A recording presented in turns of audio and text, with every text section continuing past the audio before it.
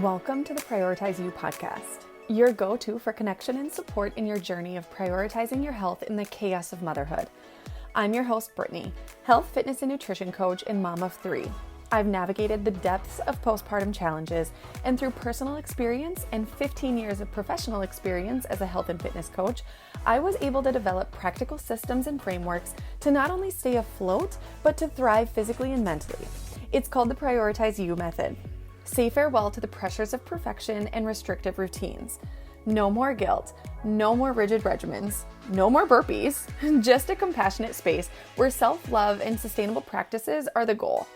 It's time to rediscover your energy, enthusiasm, and confidence as you take on the most kind and gentle journey of prioritizing you. Let's do this. I'm right here with you, promise.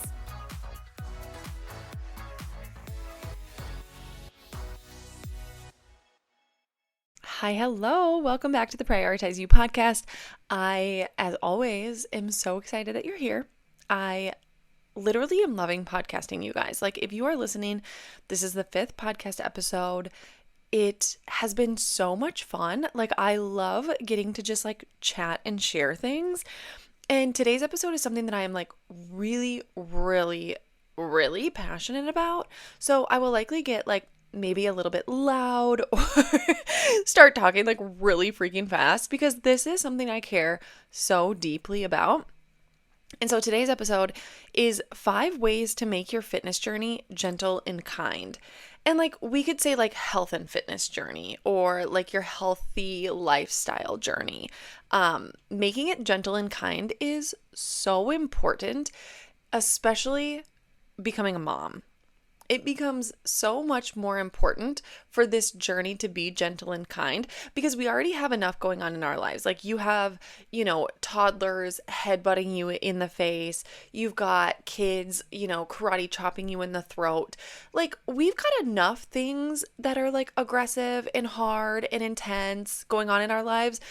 Our health and fitness journey should be gentle and kind. And so that is what we are going to talk about today.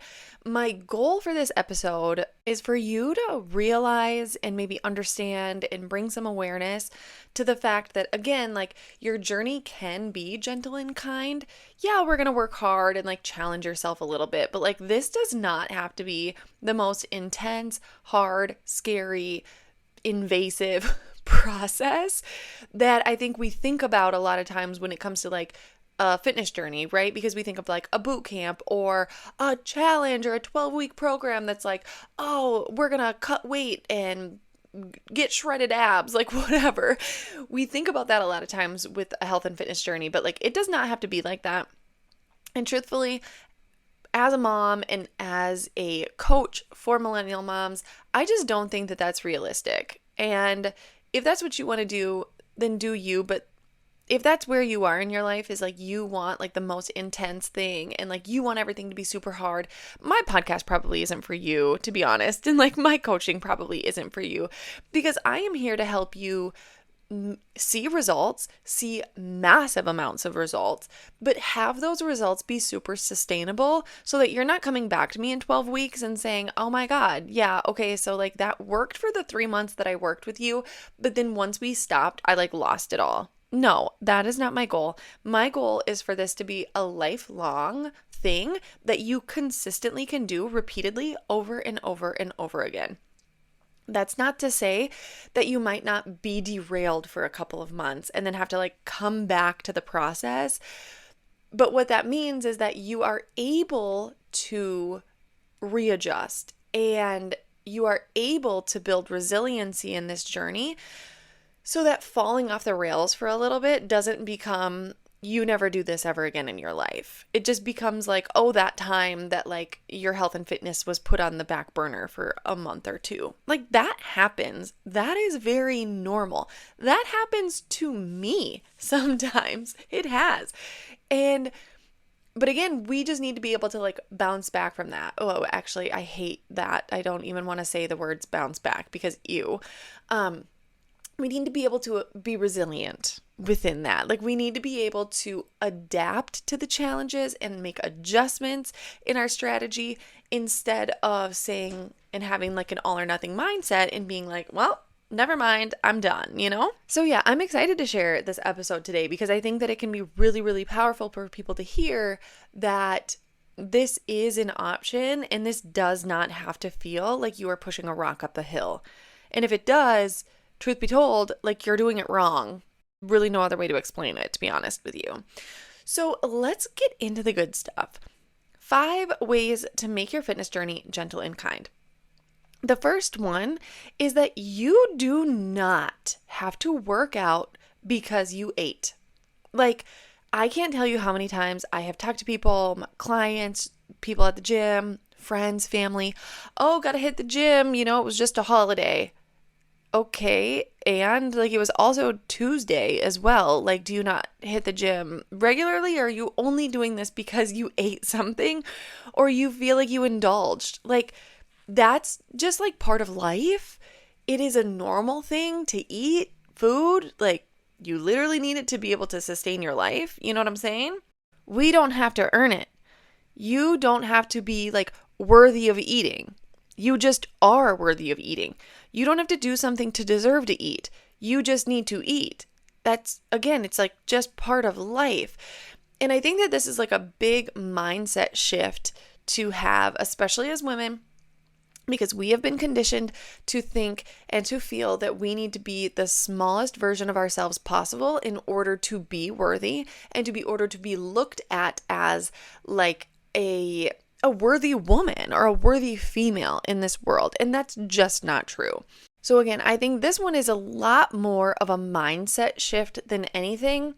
And if you have been listening to my podcast, you read my blogs, you are follow me on social media, you are probably familiar with my erase framework. And if so, I'll put the link in the show notes for today. But I would encourage you to go through an erase on like the whole concept of working out because you ate. Because again, this one is a little bit more of like a mindset shift, and we need to get through and like work through the definition that you have of that, the relationship, your awareness around it. Like, we got to get kind of deep into the like baggage around this one before you can really move forward. You might just have to do like a little therapy with yourself on how to work through the fact that like we have this mindset sometimes of, well, I need to work out because I ate. No, you don't. You need to eat because you need to fuel your body, because you literally like need to live. You know what I'm saying? Let's move on to point number 2. You do not have to do burpees. I have been a personal trainer for 15 years. So let's be real. I have, of course, programmed burpees into a workout. I have taught many boot camp classes, and burpees were a part of that. But I would say for like the past 10 years or so, you will not see me teaching, programming a burpee. In my opinion, I truly think that anyone who prescribes burpees into a workout has very little creativity when it comes to programming. You just don't know what else to put there, so you put like a filler jump of cardio in, and that just so happens to be a burpee because you don't know what else to do. But burpees are not it, man. Like, they're just not. And so if you are thinking to yourself, oh, I don't want to do cardio, oh, I don't want to work out, I don't want to do this, like, do burpees come to mind? Like, are you thinking, oh, because I don't want to do burpees because I hate those? Yeah, everyone does. Nobody likes burpees. If you do, you're like sadistic and like, go you. But like, again, like, you're probably not looking for a gentle and kind health and fitness journey. So like, this podcast isn't for you. So yeah, you don't have to do burpees. And like, if you are in a workout class that burpees are going on, like, go ahead and do them if you want to, but like, do an alternative if you want as well. Like, do some back lunges and like do some jumping jacks. Like, if you want to get your heart rate up, trust me when I say that there are 1,050,000 other ways that you can get your heart rate up without doing burpees. Like, end of story. Okay. Mic drop. All right. Let's move on to number 3. When it comes to your health and fitness journey, ways to make that gentle and kind would be doing things within your programming that you actually enjoy. Like, incorporate a little bit of play. So whatever that means to you, whether that's, I'm going to dance a little bit. to, get my cardio in because that feels good to me. Do that. There are a million different like free workout videos on YouTube that you can do, like a follow along dance routine or something like that. Just put some music on and freaking dance for 10 minutes. Like, do things that you enjoy. For me, I really enjoy fitness altogether. So like I don't necessarily stress when it comes to like, oh, I got to find a way to enjoy this because I enjoy exercise. It's literally what I do for my entire life. But things that I have done to incorporate kind of that like play mentality into my workouts would be like tennis. I actually really want to get into pickleball because I feel like that would be really fun. There's like a competitive side of me that I think I would really enjoy pickleball.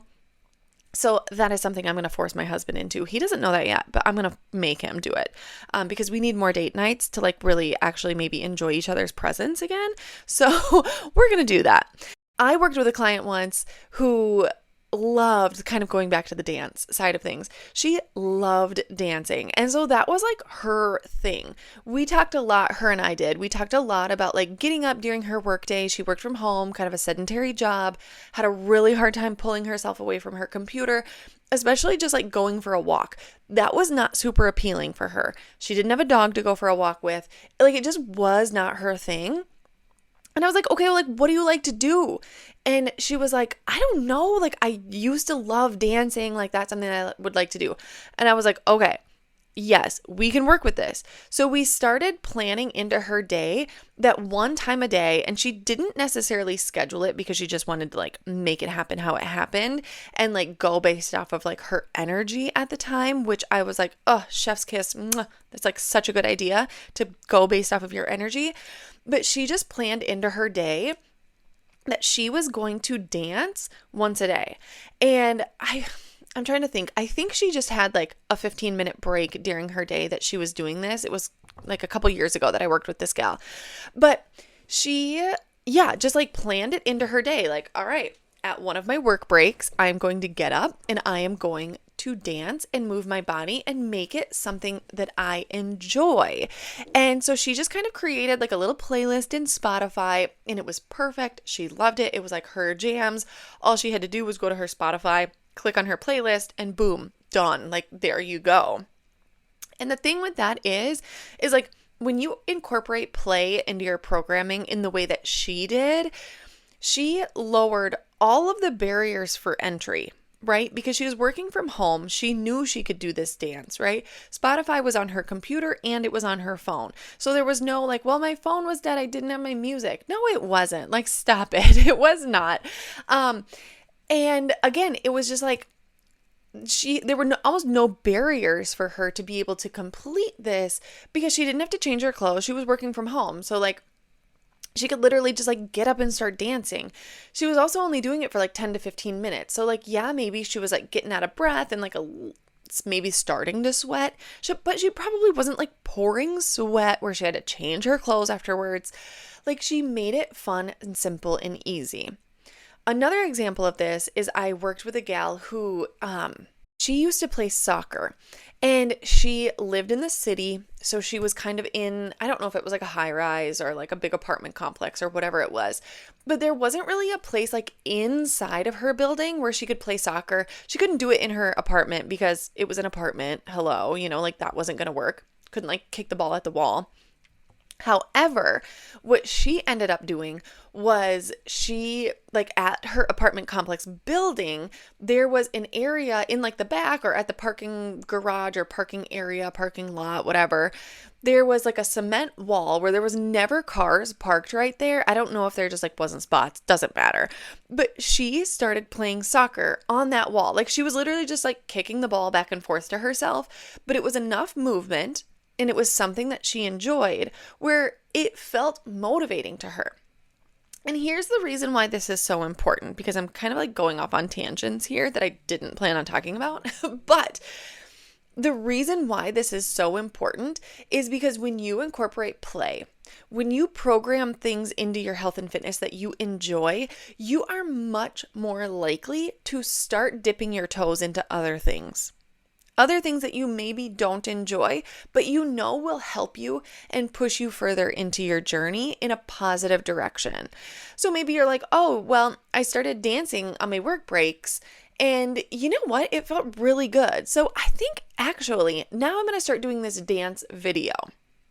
Okay, maybe that dance video is a little bit longer than you had originally been dancing. Now you're following some choreography. Now maybe there's some like fitness component to it. Oh, you're doing soccer, just kicking the ball on the wall. Okay, awesome. Maybe you start realizing, wow, damn, my legs are really tired. You know what I'm going to start doing? I'm going to start doing some squats while I'm out here, some lunges. I'm also going to add a walk around the block because that's going to feel really good. Like, do you see how that can just like encourage other things to start happening? And then what I always see a lot of times with movement, I think like the mental and emotional side of things really have to be in line for the physical side to like be at a place where it can like really like progress. That could be a whole nother podcast episode. But what I see when like the physical component, the fitness component starts to come into play, that can have a waterfall effect into the other pillars of our health. Okay. And a reminder, the pillars of health are fitness, wellness, nutrition, lifestyle, and sleep.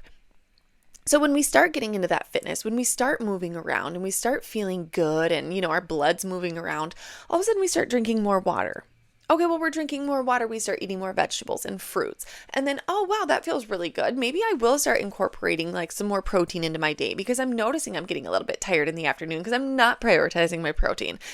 Again, it's like this positive waterfall effect of all of these things that start happening because you started by doing something that you enjoy. It is so important to include that into your programming. So take a little bit of time to like think about what are some things that you used to enjoy, like maybe when you were younger, or some things that you haven't done in a while, but like really enjoy it when it comes to moving your body. Is it a hike? Is it playing soccer? Is it going for a walk? Is it dancing? Is it handball? Like, I don't know, playing basketball. It doesn't matter. It just has to be something fun and enjoyable for you that includes intentionally moving your body. Okay. I'm going to get off my soapbox on that one. The next one is one that I'm passionate about all of these, but this is one that I'm really passionate about, especially for moms. Get some fucking workout clothes that fit you and make you feel good. I am not kidding you when I say I am a pretty freaking confident person.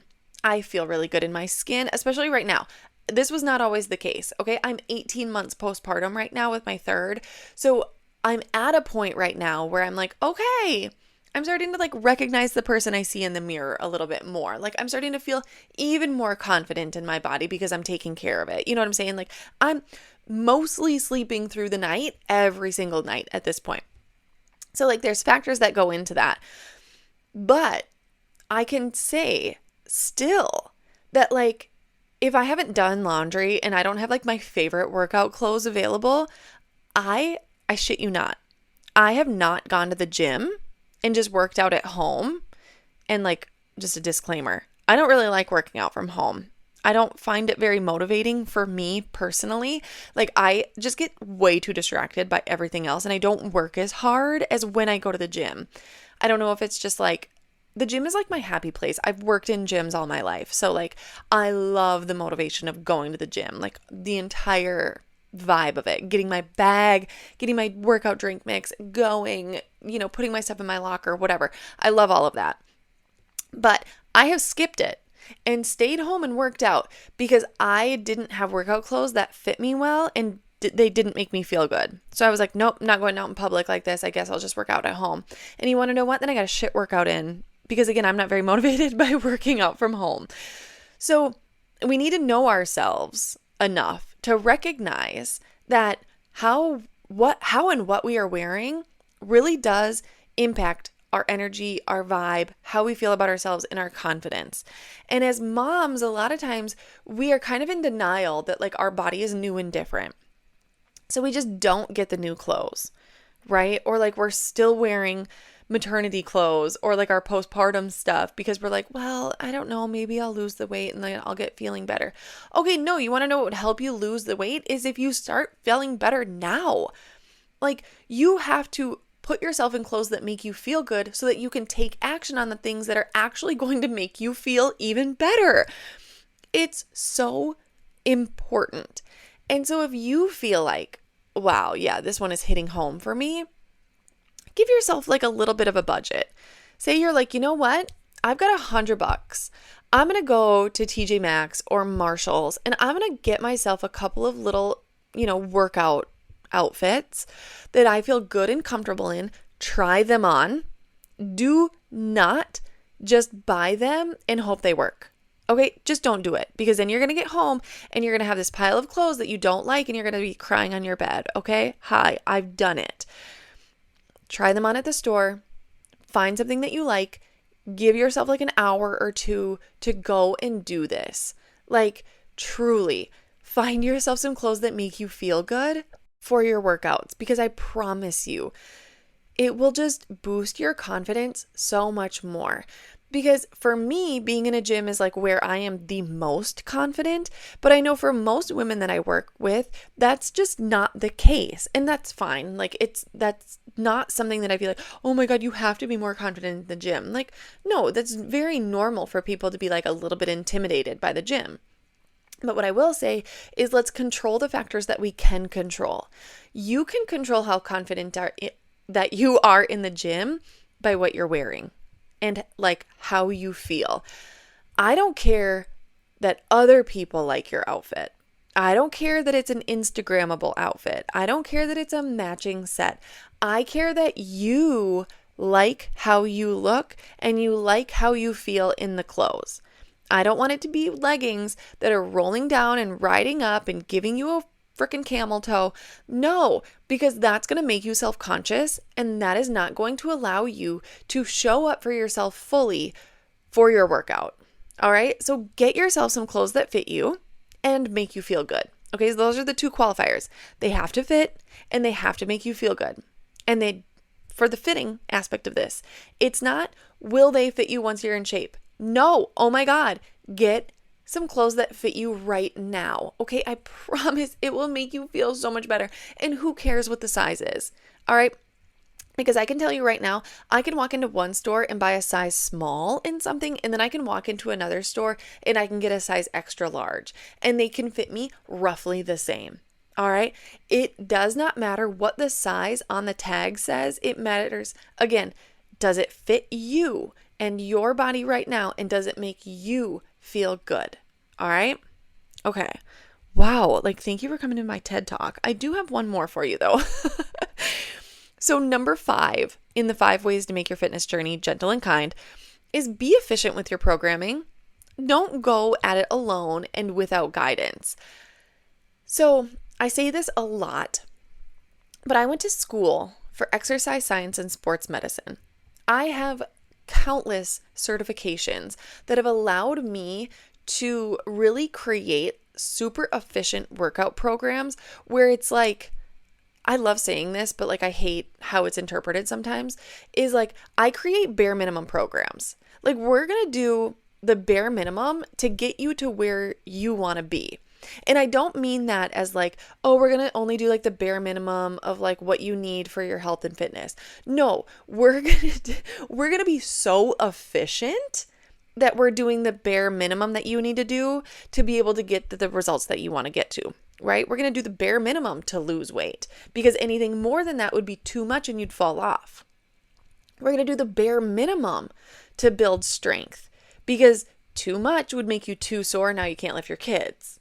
We're going to do the bare minimum on your nutrition so that you can still eat the foods that you love, yet still lose weight, still build strength and have energy and like all of the good things, right? So when I say we're doing the bare minimum, I mean we're doing everything that we need to do to see the results that we want, but we're not doing extra. We are not wasting extra, or like we're not burning more calories than we need to. We are not giving away our precious energy to something that we didn't need to, all right? like, AKA, we're not fucking wasting our time. Okay? Like, sorry, I said it.